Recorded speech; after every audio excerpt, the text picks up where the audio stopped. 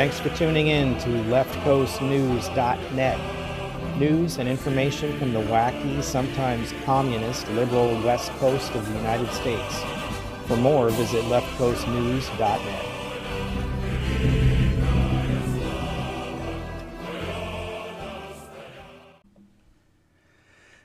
So by now, you've all seen the ongoing struggle in the city of Portland with Antifa at the ICE facility. The months and months of protests and illegal behavior, property destruction, harassment of the residents that live in the city.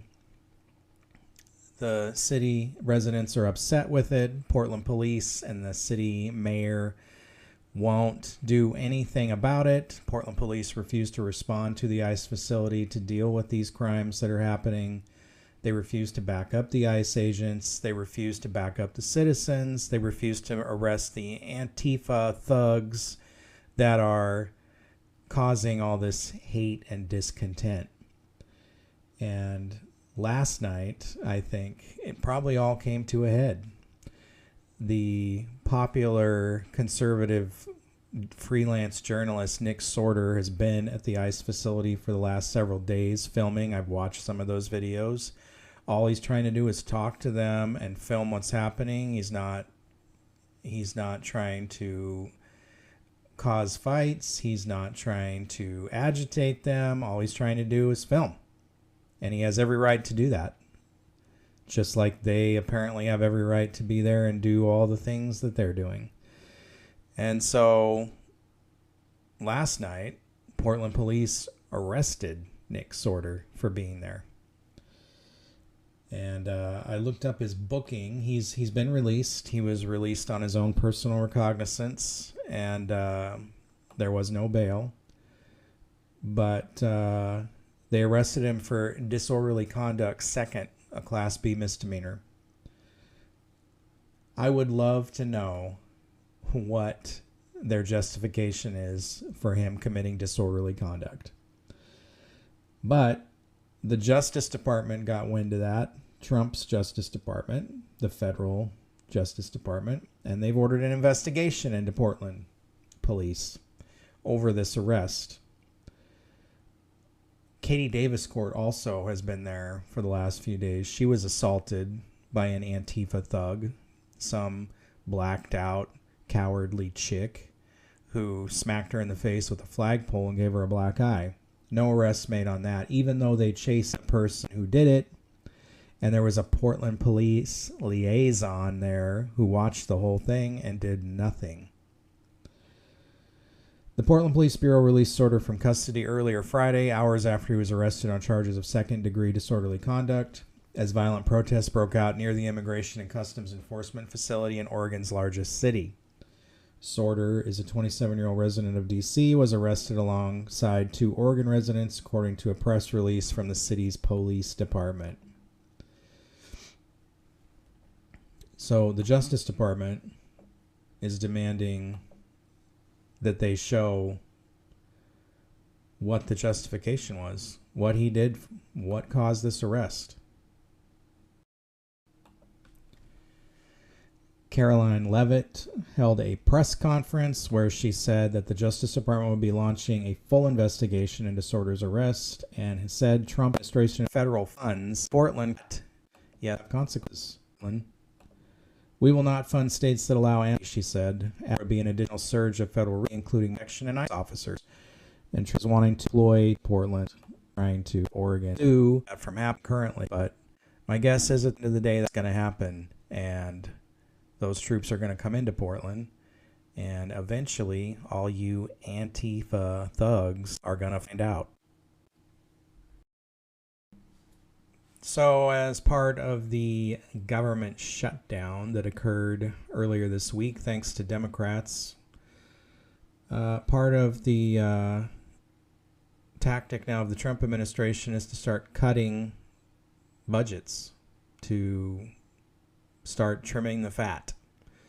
And one of the fat trimming pieces is going to be a lot of this green energy crap, which is just a big tax grab for you and I, especially here in good old Washington State, where we are feeling the effects of that drastically. Our taxes have gone up immensely in the last few months. Our gas tax sitting around 1 or 2 in the nation as the highest. We're paying almost $5 a gallon for gas. And for what? For what? The Trump administration on Wednesday nixed funding for the Pacific Northwest Hydrogen Hub and several hundred other federally subsidized clean energy projects in Democrat-led states, 16 Democrat-led states. Democrat politicians from Oregon and Washington State immediately cried foul and vowed to challenge what they call an illegal clawback of congressionally directed spending. The Tri-State Northwest Hydrogen Hub launched last year to funnel up to $1 billion in federal taxpayer funding, so the rest of you throughout the country get to pay for our green garbage here in Washington, Oregon, California. You get to kick in your federal tax dollars for that because we just don't have enough. We're being bled dry here. And use of zero-emission hydrogen fuel. Private industry truck makers, transit, and seaport partners were to bring large sums to the table in matching funds over the next 8 to 10 years. Trump administration has vowed skepticism about climate and green energy.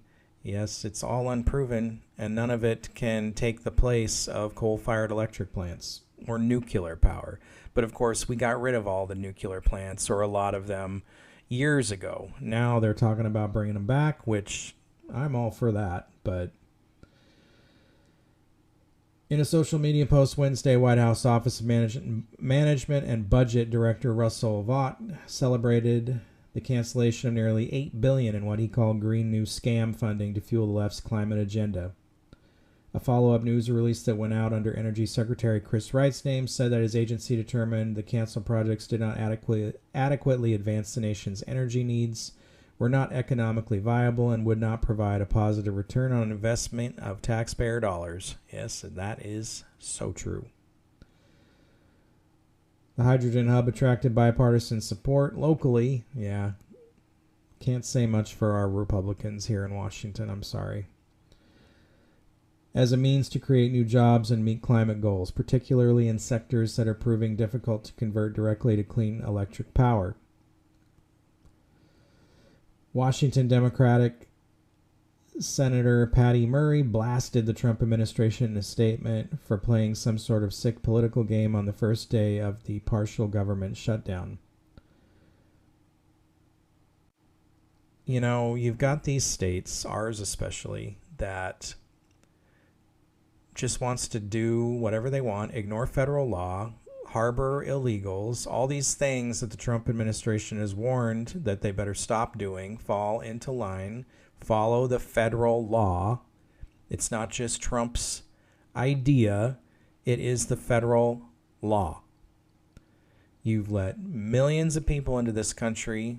You've created all these budget deficits. We have a huge budget deficit in this state, California, Oregon. A lot of it based around giving these illegals free medical care that the rest of us don't even have access to. And using federal money to do that, even though that's illegal and not allowed.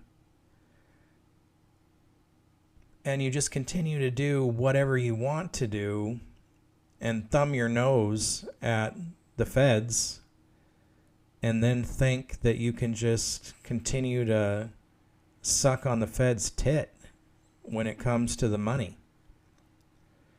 Well, that you're finding out that that's not how it works, and you can file a lot of lawsuits, and your local courts may back you up. But I assure you, when it goes to the federal level, the national level, you're gonna lose. And you're not gonna get this money.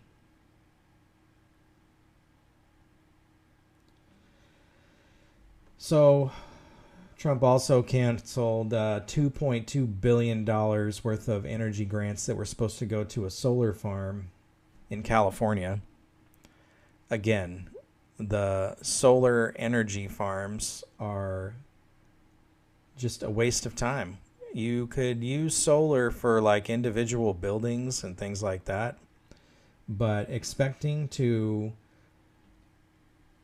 build these solar farms that will power cities. And California tested this last year, and I think they were able to power a few 100,000 homes for 10 minutes, and then the batteries ran out.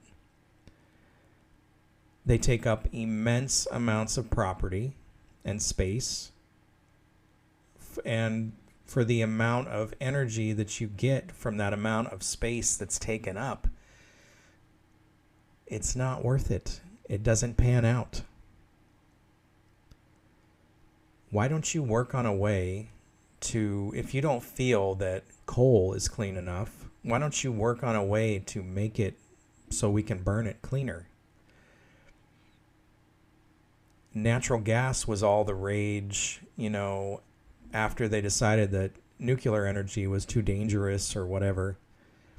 And so we went to a lot of natural gas here in Washington, and now what have they done with that? Oh, that's too dirty now. That's too bad for the environment. We got to get rid of natural gas. Natural gas is like one of the most cleanest energies you can use. But this state is trying to outlaw it, or they have in parts of the state. For new construction, no more natural gas, because it's cheaper for people, and they'd rather have you on their grid where they control the prices and they can fluctuate the prices and nail you, because this state loves to nail you in taxes and fees and costs. All of this stuff is about money. When it comes down to it, at the end of the day, all this green garbage, all these carbon tax credits, it's all about how much money the Democrats can take from businesses and taxpayers. And I'll tell you what, right now, a lot of businesses are leaving this state because the state is not pro-business. It's pro-criminal. It's pro-illegal. But it's pro for taking your money, no matter what side you're on. But when these businesses and taxpayers start moving out of this state, we're going to lose these big businesses that pay a lot of tax. And we're going to be in even more trouble than we are now. State is scrambling. Washington State is scrambling to try to figure out how to make up its budget deficit. And now with federal money cut, they're really scrambling. You can only get so much blood from a turnip. The plebs have just about had enough. All right, this last story, a trio of federal judges sided with the Snohomish County Fire Agency that put several firefighters on leave for not getting vaccinated. The group is continuing to appeal and said they'll go to the highest court in the nation if they have to. In early September, the Ninth Court Circuit of Appeals, liberals, upheld an existing ruling which said that Snohomish Regional Fire and Rescue did not violate the religious rights of 8 firefighters who were put on unpaid leave for refusing to get vaccinated for COVID-19 in 2021.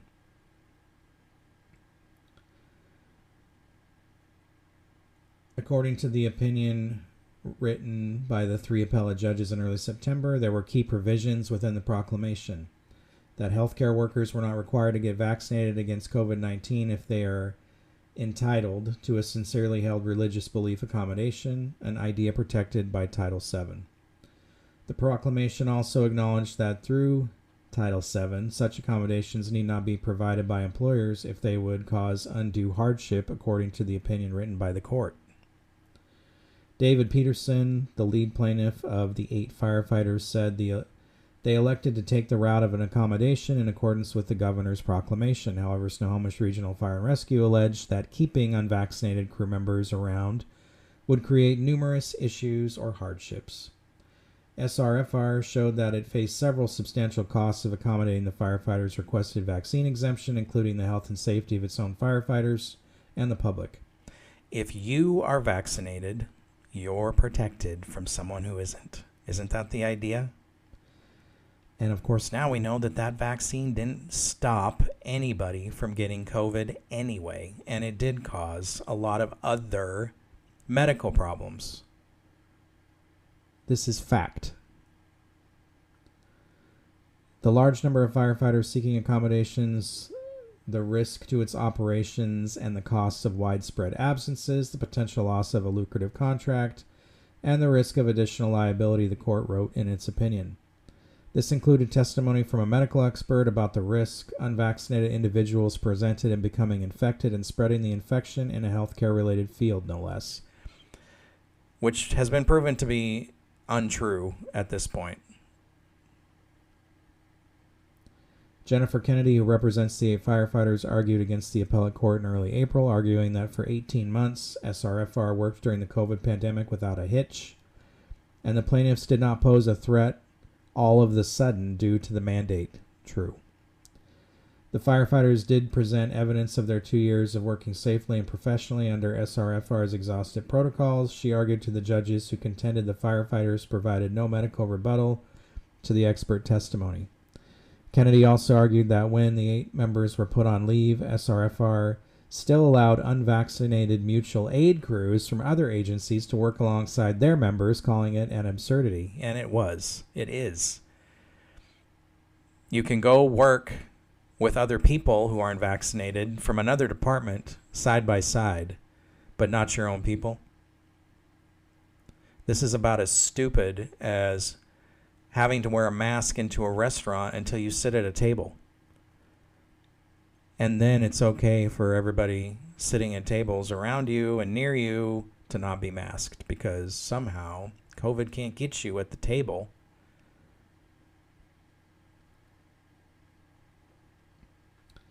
This was amplified by the fact that Peterson was able to join one of those neighboring agencies and found himself ironically working alongside his old crews. If SRFR really wanted to believe that they felt that any unvaccinated firefighter was a risk to its own vaccinated firefighters, they should have amended those contracts, perhaps restricting who was allowed to respond in their district, Kennedy said in the April appeals hearing. Como News spoke with Peterson on Thursday. He and 5 others from the group still work for SRFR, which gave them their jobs back after 8 months. He and Kennedy said they're asking for the case to be reconsidered by a much larger panel of 11 judges within the Ninth Circuit Court due to the implications that the court's ruling could have within the entire circuit and even the country. It's not just about firefighters anymore, it's about all the people of faith who want to have an accommodation in the workplace.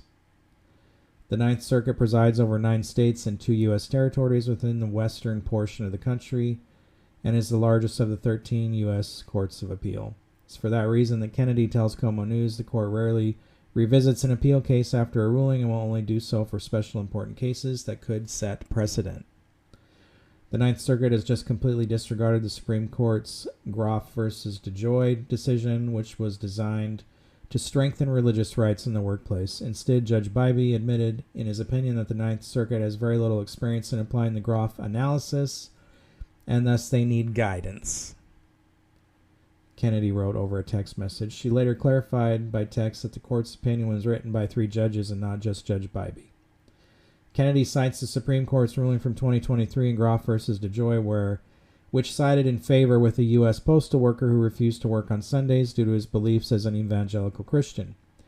Groff claimed that Sundays should be devoted to worship and rest, not secular labor and the transportation of worldly goods. SCOTUS found that Groff asking to be not scheduled to work on Sundays was not a unique hardship for his employer logistically or financially.